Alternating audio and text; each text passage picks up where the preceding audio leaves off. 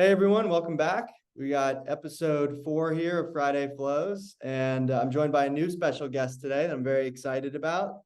John Tuckner. How are you, John? Hey Blake, how's it going? Good, good. Thanks for joining. So we're going to run through a Absolutely. top story today around Crowdstrike. But before we do that and jump into it, John, would you tell us a little bit more about your role within Tines? Yeah, absolutely. So I'm the manager of Times Labs, which is our research department. So we're coming up with a bunch of new creative automations that our customers can utilize. We're trying to come up with the automated processes that all of our customers could utilize. So for given technology, we know the types of processes that everybody should be implementing in their security automation program.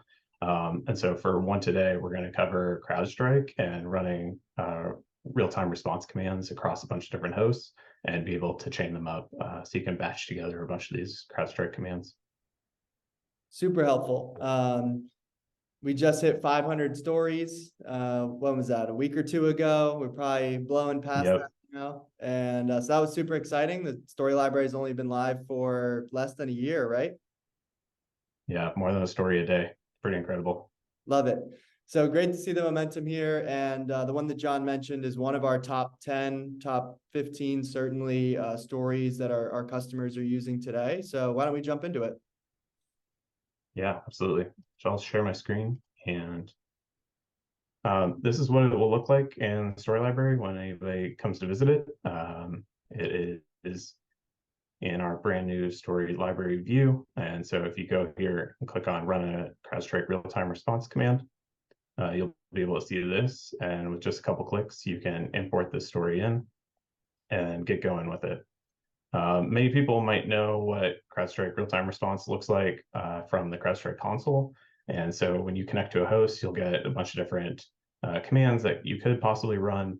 And that's really great for getting information from a single host or responding to a detection that might have occurred, see if that file exists on the host still, be able to do some investigation, see if the process is running by running PS or something like that. But that's really only good for like one specific host and one specific command. Every time that you execute a command, you'll be waiting on it to respond back. And this causes an analyst to have to like jump in to CrowdStrike the second that they get a detection and be able to like jump into this console and run all these commands. What's really nice, CrowdStrike allows you to do all this via the API as well. And so we're leveraging Tines to create these sessions within automatically and run the commands and get all the information that you need so that analysts would have all the information available to them the second a detection occurs. So this is as simple as creating a API client in CrowdStrike. You'll need the real-time response read and write permissions, and then probably you'll want to like get the host that you want to connect to. But that's about it. I would expand this to leverage a lot more with CrowdStrike, a lot more permissions, a lot more stuff that you can possibly do. But as far as running real-time response commands goes, that's about it.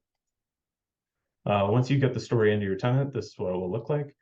And so to do something just as similar as list the files on a device, I'll have the device ID and the command that I want to run, very similar to CrowdStrike, and I'll be able to run that. How the story works is it will create a RTR session in CrowdStrike, execute the RTR command, and check the status of that command, make sure that it's run successfully, or it'll give you an error. And then it'll delete the RTR session and give you back the results. So if I go in just as quickly as that, I was able to run that, get all the information back from CrowdStrike, and here's the directory listing, just like in the CrowdStrike console. What's really cool about this, though, is you can now imagine that if you have multiple devices that you need to run this command against and multiple different commands, different forensic commands to run, like let's grab all the processes, let's grab the file directory, let's see what else. Grab another command in here. We can also check the networking, maybe even, right? So just as easy as copy this, I'm going to do get network on device. We'll do ifconfig. let's see, let's make sure that that's right. IP config on this here, too much of a Linux user. We'll link those up, and let's get the active processes too. So let's do PS. So now if I run this, I'll again get all the files on the device, and then I will move on to list all the network config on the device, and then we'll move on to grabbing the processes on the device. Once I've kind of gone through all these steps, I can then append this to a Jira ticket, ServiceNow ticket, anything that you use for tracking, be able to get all that information to an analyst so that they're able to respond very quickly to the incident as it occurs. I can imagine this if you get a detection saying, hey, this process or this executable started, maybe it spawns a sub-process or it spawns some other piece of malware.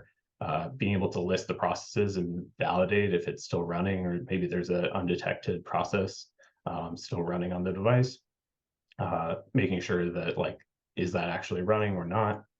So if I go into here, I can now see I've bubbled up all the information for listing the devices, or listing the files on the device, listing the network on the device, and